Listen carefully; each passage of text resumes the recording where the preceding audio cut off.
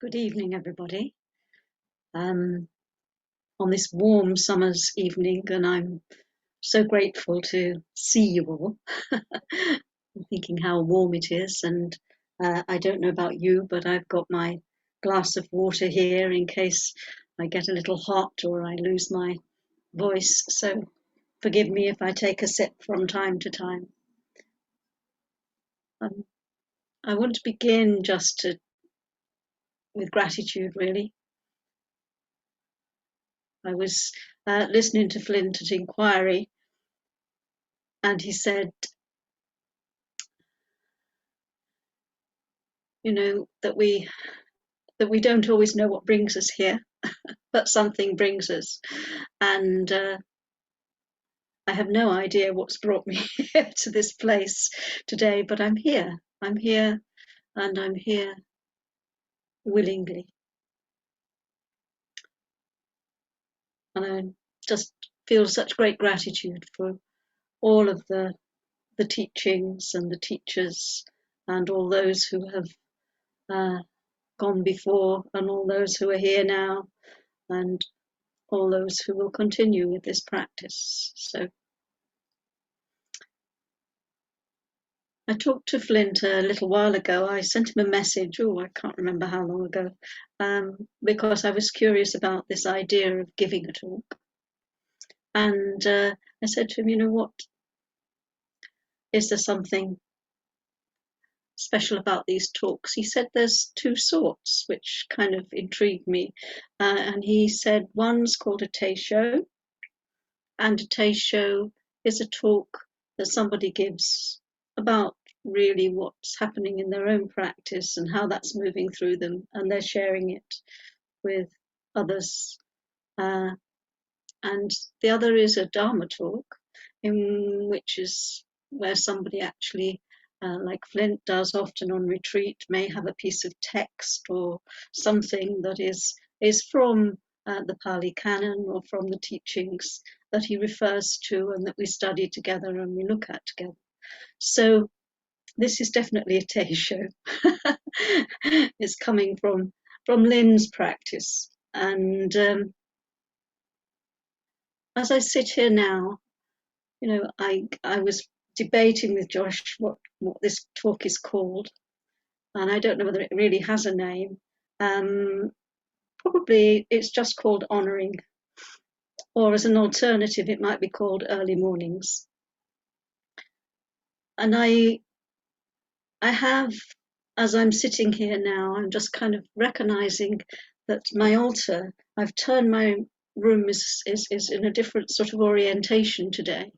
And as I sit, the altar is facing me, and the little figure of the Buddha is kind of facing me. And this morning I put some more flowers on the altar, and there's something about just looking at that is heartening and warms me, and I feel that connection as well as the connection with all of you.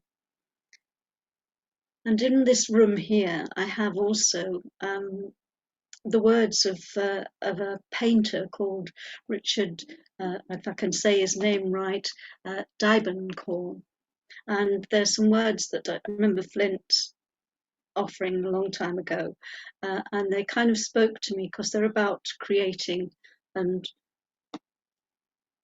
yeah, I'm really intrigued by the creative process. And it said, attempt what is not certain. Certainty may or may not come later on, and it may, and then it may be a valuable delusion. So here I am thinking about, okay, I'm attempting something that's absolutely not certain. And if I think it is certain, then it's very much a valuable delusion. He also said, don't attempt a subject of any kind. And I think that that's a really interesting, that really interests me, that sense of what has been going on for me in this process of actually coming to talk to you here is allowing things to move through. And I just wanted to share with you a little bit of my process. I haven't done the share bit, and I'll show you on screen if it works, which I hope it does. Right. So these are some of the questions that kind of came up for me in the process of actually beginning to offer a talk at all. Can you allow yourself to wonder? Can you play? A key one for me. Do things have to be exact? Mm. There are many ways of seeing and experiencing. And I know that whatever I offer will have been offered so many times before. There are many different ways of being.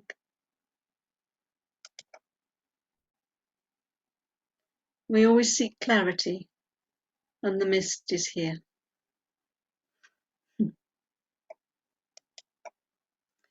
Things shift and change in the morning light.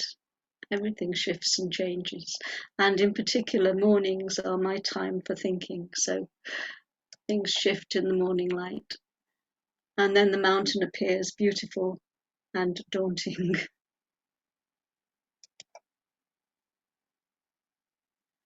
How to even begin?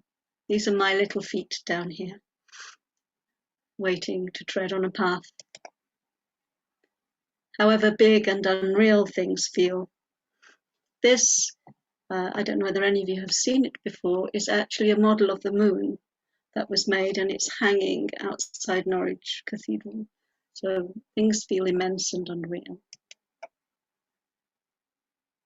Just letting things come up, arise. When you can't control what's happening, try to control the way you react to what's happening. I think that's one of my key learnings in this process. No need to hold on to things.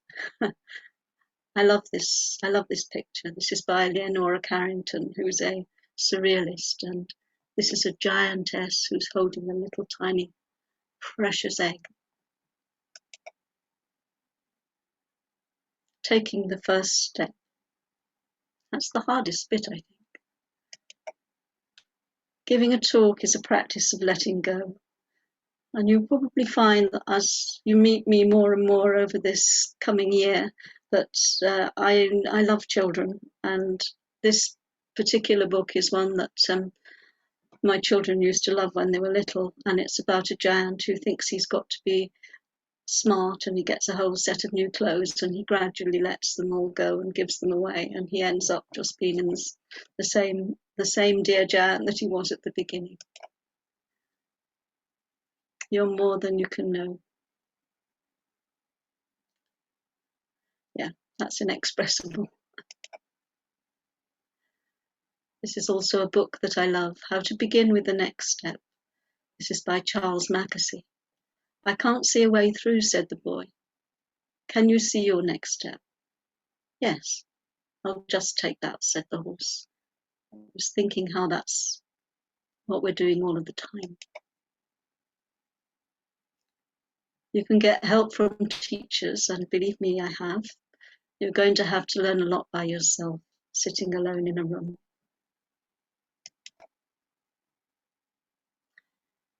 Bringing together this talk is, in fact, a teaching. And the idea of karma is that you continually get the teaching that you need to open your heart. The journey may feel strange. I love this picture as well. This is apparently Leonora Carrington's version of Max Ernst, who was another surrealist. And I love the thing. No clear outcome, no destination. We recognize that. hard to allow that to go. Perhaps all there is to see will be a few marks in the sand. Kind of guess these are the marks in the sand. Or something unfathomable, if I can say the word. All this will be washed away. Everything will be washed away. And it's always our own journey. This is my little granddaughter, one of them.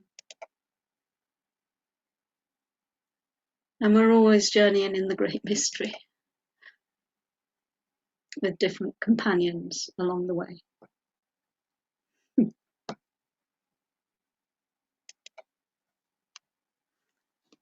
I wanted to share with you some of my process, because this talk is particularly, I think, about honouring. And I was very aware that as head student, one of the jobs that I have, supposedly as head student, if I was on a residential and you were on a residential, is to wake everybody up in the morning. And I love the idea that, that I'm waking myself up first of all, and waking you up too. And I would probably be doing the clappers, or else I don't even know if in a monastery I might be hitting the hand. So there's something about waking up in this. And early mornings is my time, and my time when I am most awake, when I'm most here. And I wanted to sort of share with you one Wednesday morning. Wednesday mornings, about once a month, I have been offering sitting online at 8 o'clock in the morning. And the first time that I did that, I prepared, my bowl here, got the ringing stick or the baton, whatever you want to call it, lit the candle, bowed to my seat, bowed to whoever may be here, and sat, and nobody came. And I had a couple of choices at that point. One of the choices was, well, there were a few choices, but one of them was to say, oh, well, that's fine, I'll go and have my breakfast now, and we'll forget about that. Or the other choice was to be upset. Why hasn't anybody come? Don't they want to come and sit with me? That's a whole other thing. And but actually what happened was that something kind of shifted, and I just looked at the screen, as I am doing now, because I can see myself in the middle here, and I can see all of you around the edges. And I thought, actually, Lynne, just sit with this person here, this one here who's sitting. And it reminded me of Diana Rossetto in her book, when she talks about suggesting to her students the process of sitting on a daily basis. She says, think of it as an appointment with yourself, as meeting yourself. And all you have to do is show up. And I was thinking, do I show up? Do I show up for this person? And I was thinking also, how do I meet this person? And one of the other mornings, one of my morning practices sometimes is I will choose, sort of a passage from a book, or sometimes I will choose what I call angel cards. You may not know what they are. They're little cards that just have words on that have potentially nourishing statements, I would say. And I chose two of those on this other morning, thinking about how do I meet this person? How do I honour this person? And the first one that came up was grace, and I wanted to offer both of these now. I'll just grab what it said, and it said grace, poise and elegance in form, attitude, and action. Give up the struggle and allow the universe to participate in the creation of your life. Wow. Just give up the struggle and allow the universe to participate in the creation of your life as it is. The second one was tenderness. And as soon as I even thought of the word tenderness, I don't know what happens to you as you say, as I even say that word, but what happens to me is I can feel it in my body. I immediately feel it. It's like a visceral response. And I can feel the moment when I first held my children, as babies, my grandchildren. And there's a moment of, it kind of overflows in the whole of my body as I say the word. And what it says here is that take actions that reflect the wisdom of your heart. Give generously and freely, and treat yourself and others with kindness and caring. Gosh, can I meet this person with those attitudes, with those responses? And I was reminding myself of, I was reminded of when I first, when I had to do the first verse of the Song of Zazen, and was blown away by all beings by nature are Buddha. And there's something about out there, it's easier to see than it is in here. And that really touches me. And I was drawn to read Suki Roshi's chapter that he has, 2 chapters, but one chapter in particular that spoke to me, which is called The Teaching Just for You. And in that chapter, he's talking very much about how this teaching, if we don't actually recognize that it's for us, then we're not honoring, and that's the word, we're not honoring ourselves, we're not honoring this practice, because through honoring ourselves, we actually honor all of the Buddhas, all of the Bodhisattvas, all of our lineage, all of those people who've sat in this position, who have sat in Zazen. Every time we sit, we are honoring all of them, and we're honoring them through this body, through this heart, through this mind. And one of the things that Suzuki Roshi says in this chapter is, he says, we're really good at, and I recognize this, at objectifying, putting something out there. And I did, when I was doing my degree, I did quite a lot about, I was fascinated by how we objectify the human form through puppets and through theatre and many, many ways. We put ourselves out here, and we do that sometimes. We need to do it in order to kind of study ourselves and understand something, but actually we need to, he says, we do that and we don't subjectify, and we need both. So there's something about, how do I live this? How do I live this experience? And he said, we're so good at creating what he calls a painted cake, which kind of really worked for me because I'm a visual person. So a painted cake, that idea that the practice is something that looks beautiful and we've created it really well, and it sits here and we've got an idea of this is what we're doing, but actually it doesn't taste of anything. And the flavour and the depth of it is not there because it's a painted cake. It's not real, if you like. And that really asked me to ask myself those questions. Is, how do I really sit? How do I really practice? How do I really meet just this person? How do I really honour this person from day to day? And I was thinking about, the simple things that we do, to honour this person. And before I came to sit with you this evening, partly because it was a hot day, but partly because, I recognise that this is something that I see with Flint all of the time. I went and I had a shower. I cleaned my teeth. I brushed my hair. I changed what I was wearing. I came in here and I bowed to the Buddha, and I bowed to my seat. And I thought, how often when I bow to my seat, do I really bow to my seat?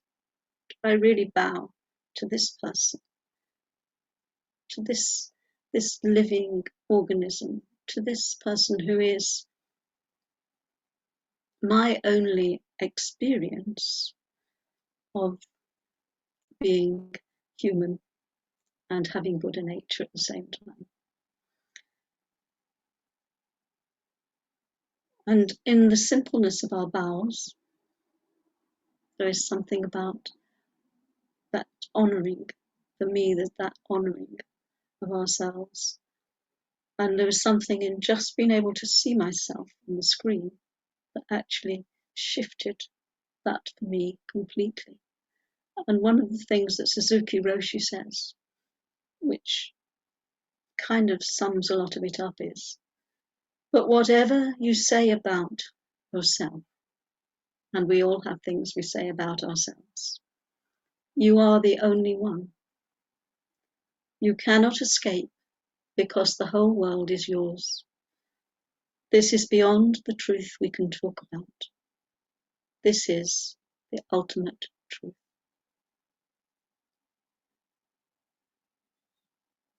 Thank you very much.